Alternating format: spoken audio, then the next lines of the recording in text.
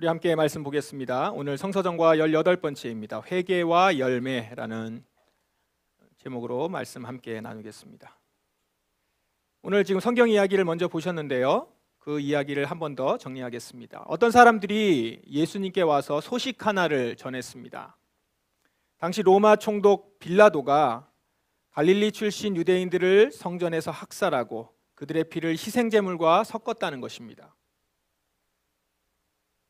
유대 역사가 요세푸스의 기록에 따르면 당시 빌라도는 종종 유대인들이 소요를 일으킬 때 그들과 물리적 충돌을 서슴지 않았고 폭력적으로 유대인들을 진압했다고 이렇게 기록되어 있습니다. 아마도 오늘 본문에 나오는 사건도 그러한 일들 중에 하나였을 것 같습니다. 예수님도 이 소식을 이미 알고 있었습니다. 그리고 이 사건을 대하는 사람들의 생각도 이 사건을 듣고 그것에 대해서 말하고 있는 사람들의 생각도 들으셨던 것 같습니다. 그래서 이렇게 말씀하시죠. 너희는 이 갈릴리 사람들이 이런 고난을 당했다고 해서 다른 갈릴리 사람들보다 더 큰 죄인이라고 생각하느냐? 그렇지 않다. 너희도 회개하지 않으면 이와 같이 망할 것이다. 아마도 당시 사람들 사이에서는 지금 이 사건이 있었는데 이걸 보고 죽은 갈릴리 사람들이 큰 죄인이어서 그 죽은 사람들이 큰 죄인이어서 벌을 받았나 보다 이런 말이 돌았던 것 같습니다. 그렇게 얘기하는 거죠. 죄 져서 아마도 죽었나 보다. 예수님은 이렇게 생각하는 그들을 향해서 얘기하는 겁니다. 지금 죽은 자들은 큰 죄인이라서 죽은 것이고 살아있는 너희들은 죄를 덜 지어서 살아있는 것이 아니다라는 거예요. 그런 게 아니다. 즉 죽은 갈릴리 사람들이나 아직 죽지 않은 너희들이나 똑같이 죄인이라는 것이죠. 그럼 차이는 뭐냐? 아직 살아있는 자들은 단지 회개할 수 있는 시간이 좀 더 남았을 뿐인 것입니다. 결국 예수님이 하고자 하시는 말씀은 이겁니다. 지금 너희가 아직 시간이 남아있는 이때 회개하지 않는다면 너희들도 그들처럼 심판받게 될 것이다. 이어서 예수님은 또 하나의 사건을 예로 듭니다. 당시 예루살렘 외곽에 실로암 탑이 있었는데요. 그 탑이 무너져서 18명이 죽는 대형 사고가 있었습니다. 예수님이 이때 죽은 사람들을 두고도 그들이 다른 사람들보다 더 악한 죄인이기 때문에 죽은 것이라고 생각하느냐? 비슷한 질문을 또 하신 거예요. 지금 예수님께서 말씀하시려고 하는 것은 지금 탑이 무너져서 거기서 죽은 사람이나 그렇지 않은 사람이나 모두 똑같은 악한 죄인들이다라는 것을 말씀하고 계시는 거예요. 아직 죽지 않은 사람들에게는 단지 회개할 수 있는 시간이 조금 더 남아있을 뿐이다라는 겁니다. 그러면서 예수님은 다시 한번 단호하게 말씀하시죠. 너희도 회개하지 않으면 이와 같이 망할 것이다. 이 두 번에 걸쳐서 반복해서 말씀하십니다. 그러면 회개가 무엇인가? 회개는요, 헬라어나 히브리어나 모두 돌이키다, 다시 돌아오다 라고 하는 의미가 담겨 있습니다. 이것은 보세요. 정적인 개념이 아니죠. 동적인 개념입니다. 가던 걸음에서 돌이켜서 방향을 틀어서 하나님께 돌아오는 것입니다. 단지 나의 잘못을 반성하거나 후회하거나 이렇게 생각으로 내가 잘못했구나 이걸 생각하는 것이 회개가 아닙니다. 실제 행동을 바꾸는 거예요. 행동을 바꾸는 것. 그걸 회개라고 합니다. 돌이키는 것. 내가 잘못 가고 있구나, 잘못했구나 라고 하면서 계속 그 길을 갔던 길을 계속 가면 그건 회개가 아닌 것이죠. 돌이키는 겁니다. 걸어가던 길이 잘못된 길임을 알고 멈춰서서 돌이켜서 바른 길로 돌아가는 행동, 이게 회개라는 것이죠. 예수님이 지금 말씀하신 회개가 바로 이겁니다. 단지 마음만 바꾸고 생각만 달리하는 것이 아니라 실제 행동을 바꾸고 쫓아가던 지향점을 바꾸라는 것이죠. 예수님은 우리가 단지 마음의 회개만 하거나 후회만 하고 있기를 원하지 않으십니다. 진정 우리의 행동을 바꾸는 회개를 감당하기를 바라십니다. 왜요? 그래야 우리가 망하지 않고 살게 되기 때문이다. 연이어서 예수님은 회개의 의미를 잘 담은 비유 하나를 들려주십니다. 비유 하나를 연이어서 들려주시는데 어떤 사람이 무화과나무 한 그루를 자기 포도나무 밭에 심어요. 3년이 되도록 열매를 얻지 못했대요. 그래서 그 포도원 주인이 종에게 이렇게 말합니다. 내가 3년 동안 이 무화과나무에서 열매를 찾았는데 아무것도 찾을 수 없었다. 이 나무를 찍어버려라. 무엇 때문에 땅만 차지하게 하겠느냐? 그러자 종이 말합니다. 주인에게 1년만 더 기다려 주십시오. 한 해 동안 내가 고랑을 파고 거름을 주어서 가꿔보겠습니다. 이렇게 얘기해요. 그러고는 만일 내년에 열매를 맺으면 놔두시고 열매를 맺지 못한다면 베어버리십시오. 종도 이제 1년의 말미를 더 달라고 한 거죠. 예수님의 이 비유가 말하고자 하는 점이 뭘까요? 두 가지를 한번 정리해 볼 수 있어요. 첫째는 열매 맺지 않는 나무는 베어진다는 겁니다. 그렇죠? 종도 베어지는 것까지 얘기를 하죠. 나무의 목적, 존재 목적은 열매를 맺는 것에 있기 때문에 열매 없는 나무는 베어질 수밖에 없는 거예요. 그럼 이 말씀하고 이 비유하고 그 다음에 그 앞서서 예수님께서 하신 말씀을 연결하면은요 이런 거죠. 회개하지 않으면 망한다. 이 말씀 있죠. 이것과 연결해 보시면 그러면 이 비유를 통해서 우리에게 주시고자 하는 메시지가 분명해집니다. 뭐냐면 회개를 통해서 열매를 맺지 않는 자는 망한다.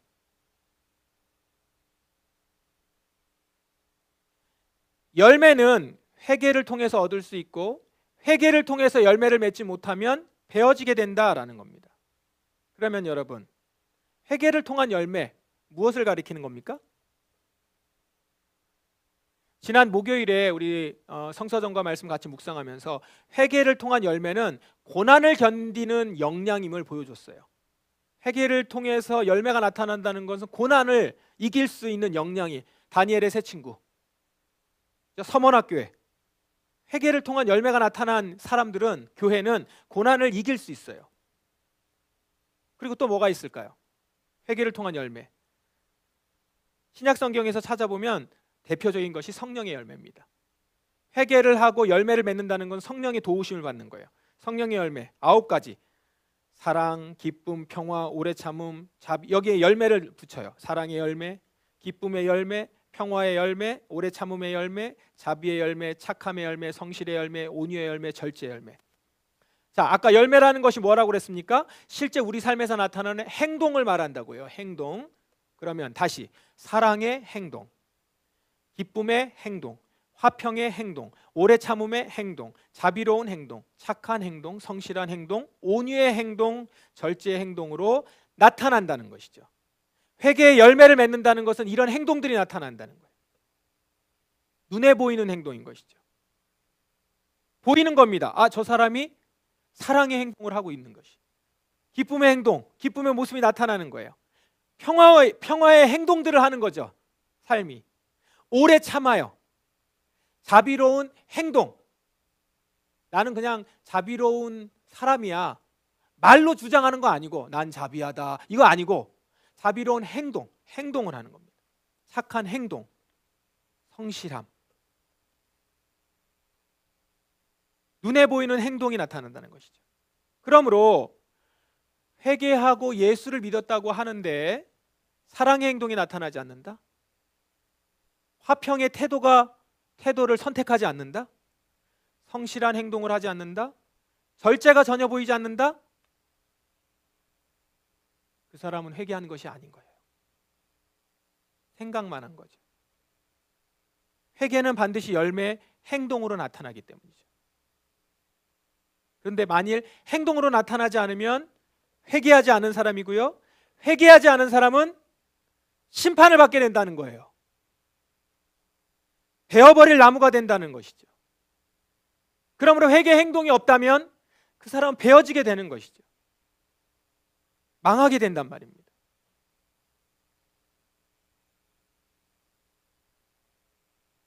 둘째, 이 비유에서 또 하나 말씀하시고 있는 것은 나무는 열매를 맺을 수 있는 시간이 정해져 있다는 겁니다. 이 부분 오늘 주목해서 보십시오. 여러분, 우리에게는 시간이 무한정이지 않아요. 물론 시간이 무한정 있다고 말하는 사람 없습니다. 여러분 가운데 시간이 무한정 있다고 말하는 사람도 없어요. 그러나 이렇게는 말합니다. 지금 하나님께서 뭘 말씀하시는지 알겠지만 근데 아직은 안 하고 싶다. 나는 좀 더 내 계획대로 살다가 내가 계획한 때에 그때 바꾸겠다. 이게 이제 미뤄두는 거죠. 그런데 이런 생각은 매우 위험한 생각입니다.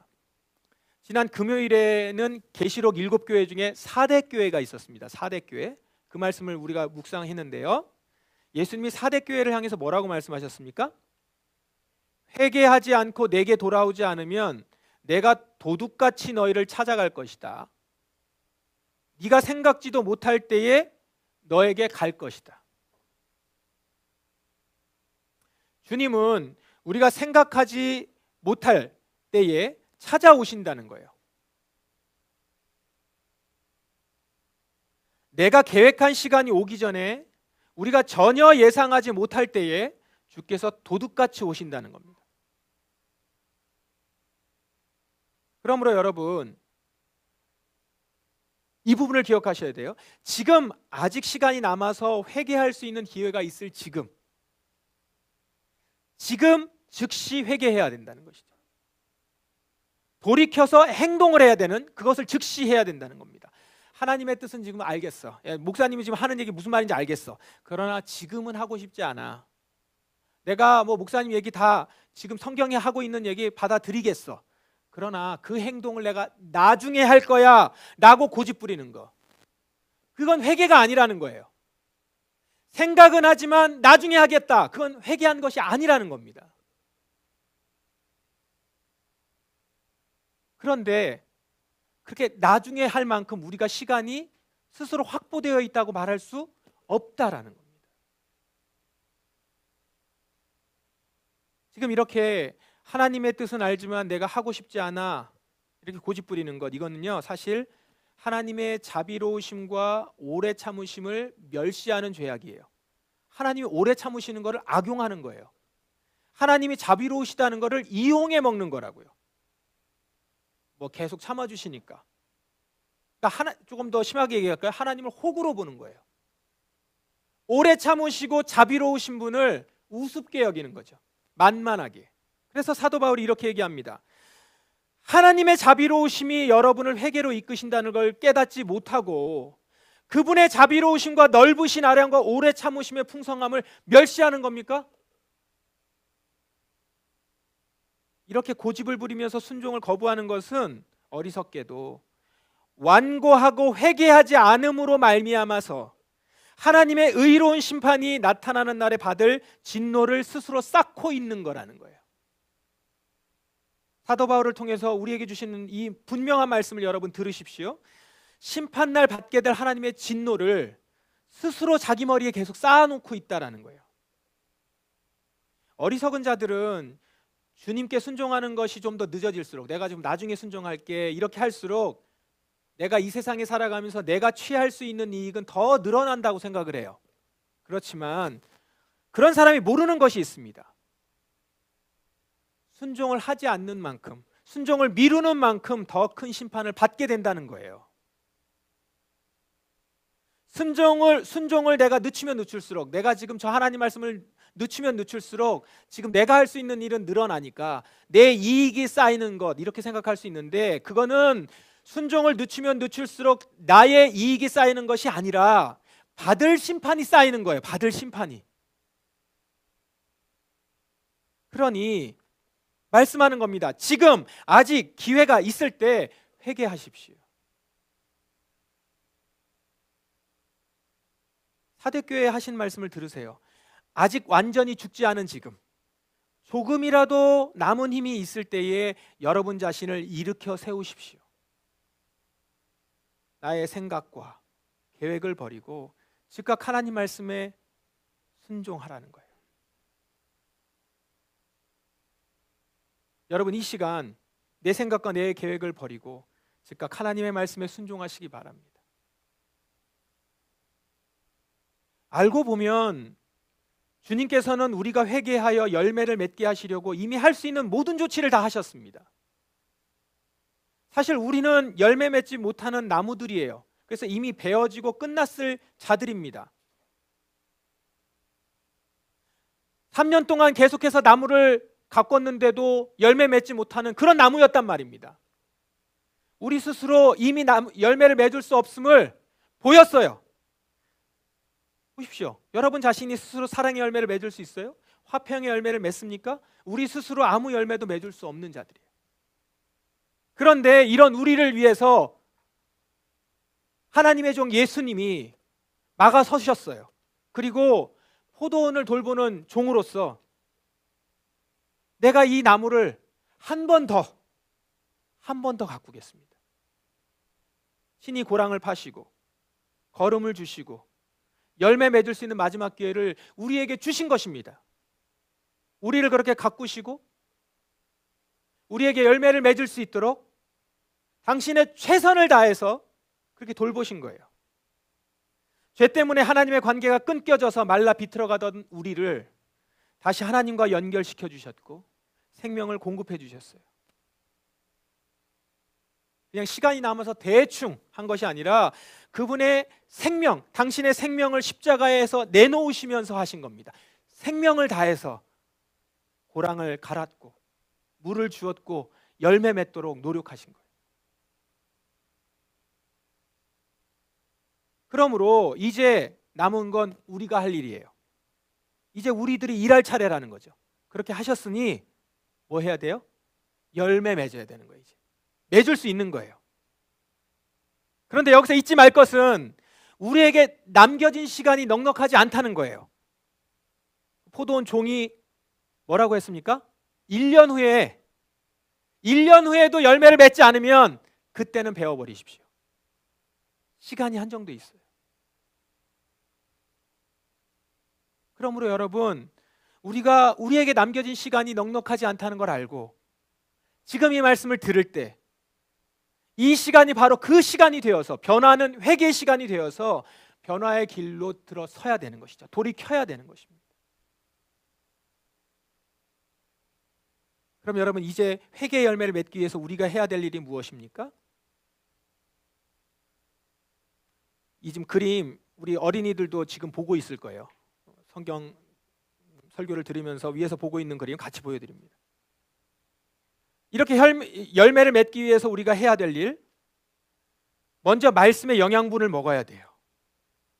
말씀의 영양분을 힘껏 끌어당겨 먹어야 됩니다. 뿌리를 쭉 내려서 마치 나무가 자기 뿌리를 땅속 깊이 내려서 물과 양분을 흡수하듯이 우리 역시 여러분의 온 마음과 생각을 주의 말씀에 쭉 뻗어서 말씀 안에서 담긴 생명을 쭉쭉 흡수해야 돼요. 영양분을 주려고 물을 주려고 고랑을 파고 있는 예수님의 그 손길에 따라서 우리의 뿌리를 내려야죠. 여러분, 말씀 속에 내가 열매를 맺을 수 있는 모든 것이 다 들어 있습니다. 그 말씀 안에 담긴 모든 좋은 것들 흡수해야 돼요. 누가요? 이건 내가 해야 되는 거예요. 누가 떠먹여 주는 것이 아니라 내가 내 마음을 다해서 생각을 모아서 말씀 안에 있는 생명을 쭉쭉 흡수하고 빨아먹어야 돼요. 하나님이 알아서 해주세요가 아닙니다. 내가 먹는 것입니다. 내가 뿌리를 내리는 거예요. 그래서 여러분, 매일매일 성경을 읽읍시다라고 했을 때 그거는 성경을 묵상하는 시간이 바로 뿌리로 영양분을 흡수하는 시간이에요. 그래서 매일매일 해야 되는 거예요. 그러면서도 동시에 그 시간, 매일매일 새벽의 시간, 이 시간에 바로 그 시간에 마음과 생각을 적극적으로 움직여서 스스로 말씀 안에 담긴 영양분을 들이키셔야 돼요. 그냥 흘려보내지 마시라고요. 습관을 좇아서 아니면 때로는 할 수 없이 의무적으로 이거 하지 마시고 집중해서 그 시간에 주시는 말씀을 받아 먹으려고 하시란 말입니다. 지금도 이 시간도. 그러면 여러분이 열매를 맺는 데 필요한 충분한 양의 양분을 공급받아서 열매 맺을 수 있게 될 것입니다. 또 한 가지, 뿌리로만 내리지 마시고 따뜻한 햇살과 같은 예수님의 사랑을 듬뿍 쬐세요. 잎사귀를 쫙 펼쳐서. 여러분, 식물 키우다 보면 이파리가 이렇게 밤에는 오므라들고 있다가 햇빛이 비치면 활짝 피잖아요. 그렇게 나무가 자기 잎사귀를 햇빛을 향해서 어떻게든 노출시켜서 필요한 화합물을 얻으려고 하듯이 여러분의 얼굴과 여러분의 팔과 여러분의 영혼을 주님께 최대한 크게 향하고 벌려서 햇살과 같이 따뜻한 주님의 사랑을 듬뿍 받으시라고. 기도 시간이 바로 그런 시간이에요. 그래서 여러분 기도할 때, 주님께 기도할 때 진짜 팔을 높이 들어도 좋고, 여러분의 영혼의 팔을 쭉 들어서 주님, 저에게 당신의 빛을 비춰주십시오. 우리 새벽 기도회 때도 여러분 출근 시간 때문이 그런 게 아니라면 곧바로 나가지 마시고, 기도하십시다 그러자마자 곧바로 나가지 마시고 10분, 20분 빛을 쬐십시오. 물론 여러분들 중에 바빠서 출근 시간이 맞아서 그런 분들이 있어요. 그러나 여러분, 최대한 여러분이 주님과 만나는 시간을 확보하셔서 분주한 마음을 내려놓고, 지금 아멘 했어요? 누가? 아이패드가? 세상, 여러분이 안 하니까 아이패드가. 여러분도 아멘이십니까? 네. 분주한 마음 내려놓고 그 시간을 구별해서 주님의 존전으로 나아가서 주님과 1대1로 만나는 시간을 꼭 갖기 바랍니다. 때로는 여러분 그래서 주님 품에 안겨서 그분의 마음을 느끼시고 안식하는 시간을 가져보세요. 여러분의 걱정과 두려움과 고민과 이런 것들을 내어 맡기는 시간, 드리는 시간, 그렇게 그분의 날개 아래서 참된 안식을 누리는 시간을 꼭 가지시기 바랍니다. 이렇게 여러분 예수님의 빛을 받고 뿌리에 말씀으로 뿌리를 내리고, 그렇게 날마다 말씀으로부터 유익한 영양분을 공급받고 기도 가운데서 주의 사랑의 빛을 이렇게 쬐다 보면 어느새 우리에게는 회개의 열매가 맺혀져 있을 겁니다. 나무가 뿌리를 통해서 땅속에 풍성한 영양분을 공급받고 잎사귀를 통해서 태양으로부터 화합물을 얻어서 열매를 맺는 것처럼 우리 역시 생명의 말씀과 예수님의 사랑의 빛으로 열매를 맺어갈 수 있어요. 그런데 여기서 또 유의할 점이 있습니다. 반드시 좋은 영양분을 흡수해야 돼요. 반쪽짜리 복음, 왜곡된 성경 해석, 여기서 오는 말씀은 아무리 열심히 먹어도 좋은 열매를 맺을 수 없습니다. 오히려 열매를 맺더라도 쓴 열매, 독이 든 열매를 맺게 돼요. 믿음으로 구원을 얻는다는 말씀을 왜곡해서 행위 없는 믿음을 가르치고, 문자적인 해석을 그렇게 강조하면서도 돈을 경계하라는 그 무수한 성경 본문들은 그냥 넘겨버리고, 한국교회가 이렇게 잘못된 성경 해석으로 변질된 말씀들을 먹였기 때문에 결과적으로 매우 기이하고 이상한 열매를 맺고 말았던 겁니다.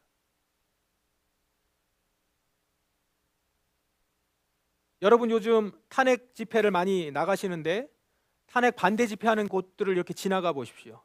여기저기 권사님, 집사님, 장로님 무슨 교구 모임 하는 것 같아요. 구역 모임. 연설을 하잖아요. 그럼 아멘으로 답을 하고요.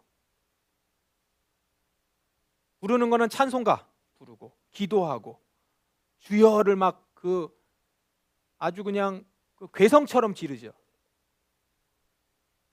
그런데 그들이 주장하는 것은 불의와 거짓이에요. 행동을 조장하는 것은 폭력과 분열이에요. 뭡니까?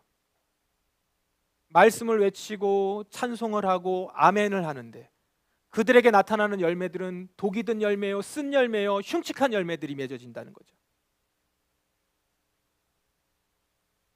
바른 성경에서 나오는 양질의 말씀을 먹어야 좋은 열매가 나옵니다. 말씀을 선택적으로 취하지 않고 말씀을 그대로 정직하게 직면하고 받아들이면 우리는 주님이 주시는 성령의 열매들을 맺게 될 것입니다. 이런 것이죠. 사랑의 열매, 기쁨의 열매, 평화의 열매, 오래 참음의 열매, 자비의 열매, 착함의 열매, 성실의 열매, 온유의 열매, 절제의 열매. 온전한 바른 말씀 가운데서 예수 그리스도의 사랑의 빛을 그렇게 받고 흡수하는 자들은 이런 열매들을 온전히 맺을 수 있습니다. 몇 가지만 생각해 볼까요? 사랑의 열매. 나와 내 가족을 생각하는 그 이기적인 모습을 넘어서서 교회와 교회의 지체들과 우리 사회의 이웃들을 사랑하고 섬기고 돕는 모습. 진정 성령의 열매를 맺으면 이런 모습들이 나타나는 것이죠. 또 기쁨의 열매. 비록 내 삶이 남들 보기에는 엄청 다채롭거나 화려하거나 성공적이지 않아도 주님 안에서 살면서 빼앗길 수 없는 기쁨이 있어요. 소망이 있어요. 어려움 가운데서도 나타나는 기쁨이 있고 또 그걸 나눠줘요. 그 기쁨의 행동들이 있어요. 이런 것들이 분출되죠. 성령의 열매로서. 화평의 열매도 있을 겁니다. 갈등을 일으키고 싸움을 일으키는 존재가 아니라, 분열을 만드는, 폭력을 조장하는 존재가 아니라 오히려 그런 곳에 화평을 만들어내는 존재로서 먼저 손 내밀고 용서하고 사랑하는 그런 사람이 된다는 거예요. 성령의 열매를 맺을 때. 절제의 열매. 나한테는 지금 이익이 되더라도 다른 이들에게 피해를 끼치는 일이라면 그걸 하지 않는 것. 절제하는 행동. 나는 잘 살 수 있는 길이 있지만 그것이 다른 이들에게 피해를 끼친다는 걸 알게 된 이상 그걸 하지 않는 것이죠. 합법적이라도. 이런 절제하는 행동들이, 절제의 열매가 주변 사람들에게 나타내고 보여진다는 것이죠. 온전한 열매를 맺는 자들. 이런 열매들이 하나하나 자연스럽게 나오게 될 것입니다. 그리고 이렇게 내가 열매를 맺잖아요? 그러면 다른 이들이 복을 받는 거예요. 아까 말씀드린 것처럼 사랑의 열매, 그걸 맺어보세요. 누가 줬습니까? 주변 이웃들이 줬죠. 내 안에 사랑에 충만해지면 일단 나의 가족들이 행복하잖아요. 기쁨도 마찬가지죠. 화평의 열매 마찬가지. 그러고 보니까 원래 열매라는 게 나무한테 좋은 게 아니라 그 주변에 있는 사람이 좋죠. 그 나무의 열매를 따먹을 수 있는 사람들이 좋은 거거든요. 다른 사람들에게 좋은 거예요. 원래 열매를 맺으면. 그렇게 하신 거죠. 너에게 열매를 맺게 해서 그걸 통해서 다른 이들까지 유익을 보도록. 그래서 내가 온전한 회개의 열매를 맺으면 내게 나타나는 회개의 열매를 통해 주변 많은 사람들이 많은 유익을 누리게 될 것입니다.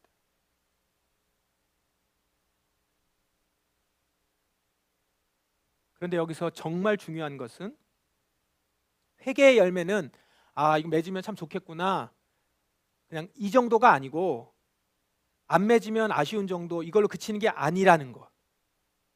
아니라는 걸 기억해야 돼요. 회개 열매를 맺지 않으면 망하게 된다는 거예요. 필수적인 거죠. 우리에게 있어서. 맺으면 좋은 정도, 안 맺으면 아쉬운 정도로 그치는 게 아니라는 거예요. 그걸 기억하십시오. 회개의 열매를 맺지 않는다면 그는 말씀에 지금 뿌리를 내리고 있지 않는 것이기 때문에 베어지게 된다는 거죠.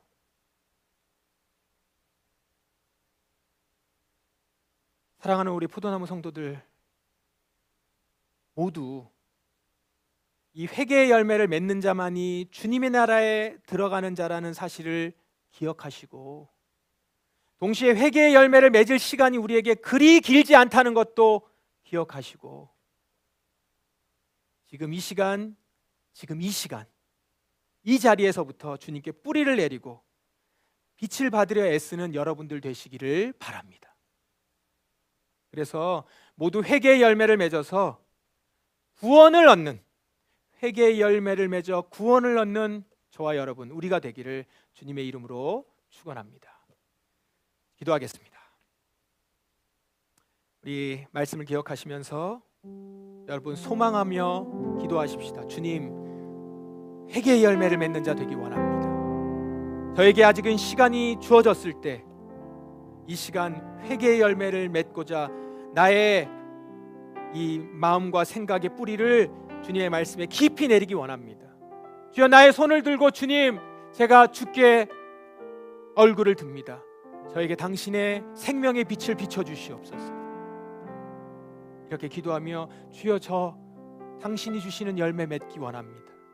성령의 열매 맺기 원합니다.